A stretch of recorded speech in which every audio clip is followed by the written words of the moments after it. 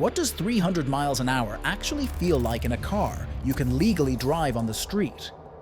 Only a handful of machines have done it, and most of the records you've heard are wrong.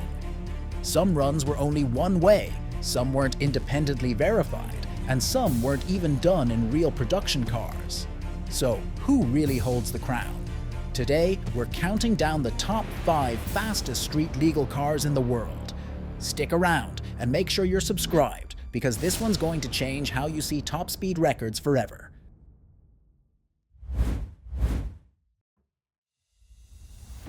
In 2010, Bugatti raised the bar for what a road car could do.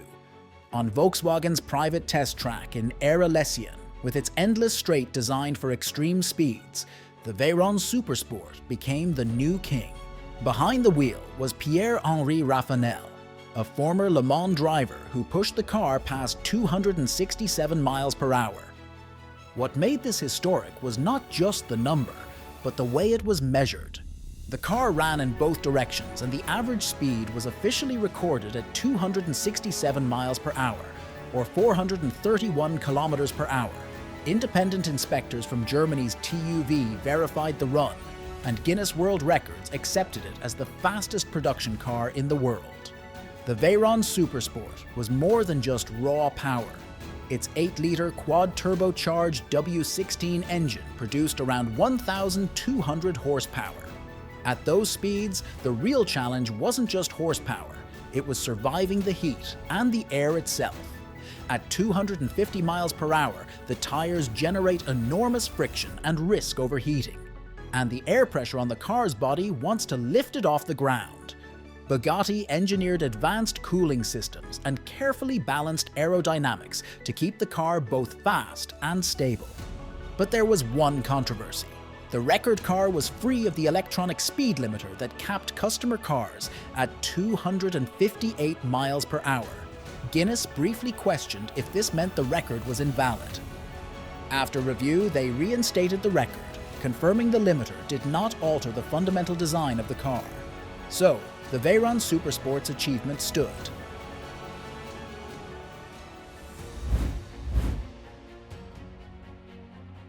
Fast forward to 2014.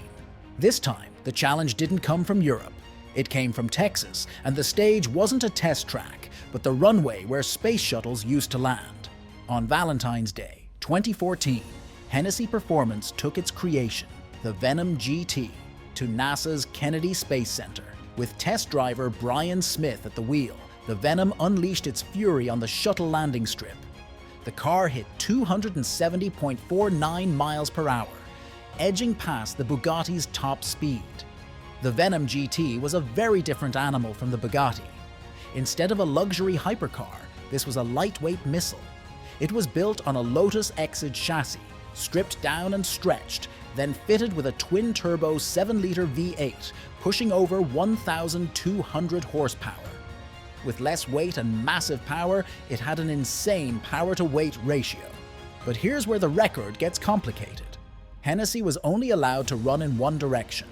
NASA's safety protocols didn't allow a return pass, which meant no two-way average could be recorded. That ruled it out for Guinness recognition as the world's fastest production car. There was also the production rule. Guinness required at least 30 cars to be built for a record to qualify. Hennessey planned only 29 VENOM GTs. By Guinness rules, that meant no official crown. Still, the number is real. 270 miles per hour, verified by Rasologic timing equipment.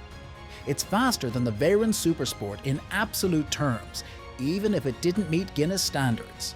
For many fans, it showed that raw power and simplicity could beat European engineering at its own game. But when you follow the rules exactly, 2 runs, opposite directions, verified on a public road, the next car sets a benchmark that purists still point to as the cleanest, truest record of all time.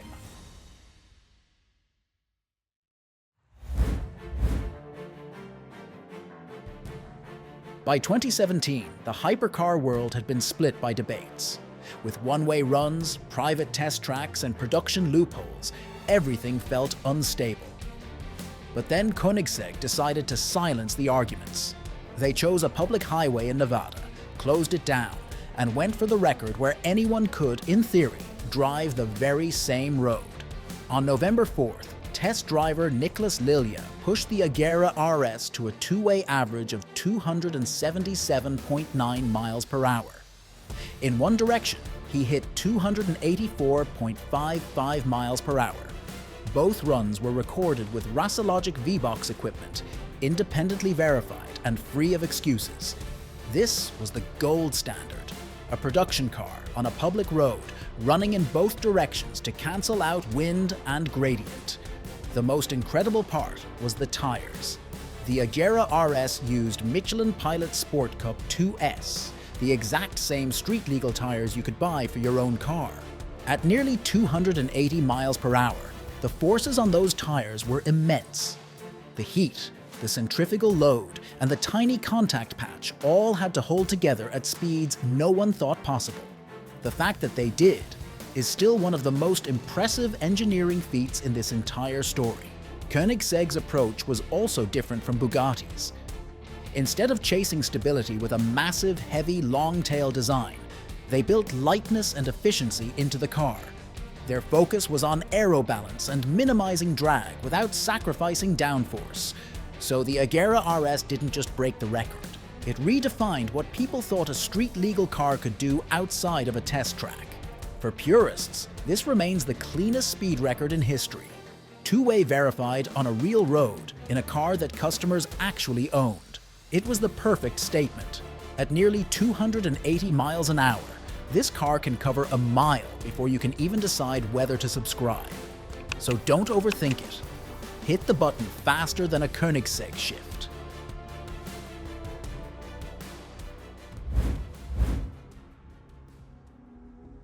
But just 3 years later, another challenger came along. It claimed not just to beat Koenigsegg, but to smash through the 300-mile-per-hour barrier. And that story set off one of the biggest controversies the car world has ever seen. In October 2020, the internet exploded. SSC North America announced that its new TUATARA hypercar had reached 331 miles per hour on a highway in Nevada, with a two-way average of 316. It sounded like history had been made with the first production car to destroy 300 and rewrite the record books. But within days, doubts appeared. Independent analysts studied the video footage, compared GPS overlays, and something didn't add up. Landmarks passed too quickly, and gear ratios didn't match the claimed speed. The evidence piled up, and eventually SSC itself admitted that the data was flawed. So the 331 mile per hour run hadn't happened. It was a huge blow. But to their credit, SSC didn't walk away. They went back, added more layers of verification, and brought in Rasologic's highest-grade V-Box systems running at 100 Hz, and even included additional GPS equipment for redundancy. In January 2021, on the Kennedy Space Center's landing facility, owner and driver Dr. Larry Kaplan ran the TUATARA to a verified two-way average of 282.9 miles per hour. This time, the data was clean, transparent, and undeniable. The story didn't end there. In 2022, the TUATARA hit 295 miles per hour in a one-way run on the same strip. It showed that the car still had room to go faster under the right conditions. And with a 5.9-liter twin-turbo V8 making up to 1,750 horsepower on E85 fuel, the TUATARA had the firepower to keep pushing. Even with the controversy, the verified 282.9 miles per hour two-way run stands today as the fastest properly documented average speed for a street-legal car. Beyond the AGERA RS, beyond the VEYRON, and beyond the VENOM. But it wasn't the first to cross the mythical 300 mile per hour line.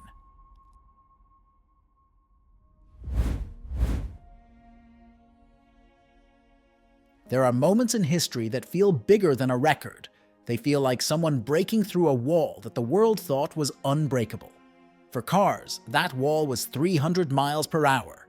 On August 2nd, 2019, in the quiet countryside of Germany, that wall came crashing down. The location was Volkswagen's private AGERA Lessian test track. It was a facility wrapped in secrecy, with straights so long they were originally built to test jet fighter speeds. And on that morning, Bugatti rolled out a machine that looked familiar but was hiding a mission unlike anything the world had seen before. The CHIRON Supersport 300+. Behind the wheel sat Andy Wallace, not just any test driver, but a man who had won Le Mans, Daytona, and Sebring. So, he is the kind of driver you trust when your life depends on precision at impossible speeds. Wallace knew that what he was about to attempt wasn't just about horsepower or bragging rights. This was about rewriting physics, taking a road car and pushing it into a speed range normally reserved for fighter jets and rockets. But the car itself was a monster disguised in elegance. Bugatti's 8.0-litre quad-turbo W16 was tuned to produce around 1,600 horsepower. But raw power wasn't enough. To even have a chance at breaking 300, Bugatti's engineers had to rethink the shape of the Chiron itself. That's why the car that arrived on track wasn't a standard Chiron. It was stretched, literally. The rear end was extended into a long tail body. This reduced drag kept the airflow cleaner and helped the car stay stable when the air itself becomes a wall at 490 kilometers per hour. Bugatti called this approach neutral downforce. They didn't force the car down like a race car, but made it slice through the air with surgical balance. And the tires were another silent hero. At 300 miles per hour, a tire spins more than 4,100 times per minute. The centrifugal force on the rubber is so extreme that a normal tire would explode within seconds.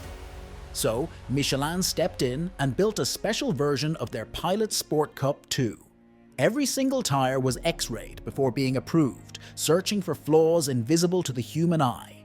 Reinforced belts were added to handle the stress, and even then, engineers stood by in fear, because if a tire failed at that speed, it would turn out to be catastrophic. Now picture the scene. Wallace straps into the Chiron. Ahead of him stretches the legendary straight at AGERA Lessian, over 5.5 miles of track disappearing into the horizon. And then, he launches. The first gears vanish almost instantly. The car rockets past 200 miles per hour in just over 20 seconds. At this point, most hypercars would be at their absolute limit. But the Chiron 300+ is just getting started. The quad-turbo W16 keeps pulling, and the speedometer surges past 250, then 270. The sound changes to a howl, fighting against the crushing resistance of the air. And then it happens. The telemetry clicks over, and Andy Wallace drives a road car past 300 miles per hour. The final verified number comes in as 304.773 miles per hour, or 490 kilometers per hour. For the first time in history, a production-based, street-legal machine had smashed the 300 miles per hour barrier. It's worth pausing here, because that number is more than just digits on a screen. For decades, engineers and enthusiasts debated whether 300 miles per hour was even possible without leaving the realm of sanity. Tires, aerodynamics, engines, safety, all of it seemed to conspire against that milestone. But in that single run, Bugatti proved that with enough vision and enough courage, the impossible was just another target. Now it's true. This was a one-way run. Guinness requires a two-way average to cancel out wind and slope. But the AGERA Lessian track simply didn't have the room for a safe return pass. Bugatti's priority wasn't Guinness paperwork. It was crossing the line nobody else had, and they did. The first road car passed 300 miles per hour. What Bugatti achieved was less about a trophy and more about a moon landing moment.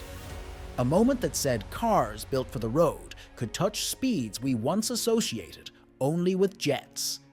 And that's why the Chiron Supersport 300+ sits here at number 1. Not because it fits everyone's definition of official or because it checked every Guinness box, but because it broke the barrier that defined an era. And that's our countdown of the fastest street-legal cars in the world.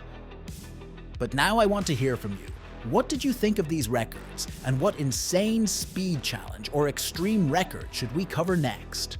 Drop your thoughts in the comments below. I'd love to hear them. Thanks so much for watching, and if you enjoyed this ride, make sure to subscribe, hit that like button, and tap the bell so you never miss the next one. Until then, stay fast, stay curious,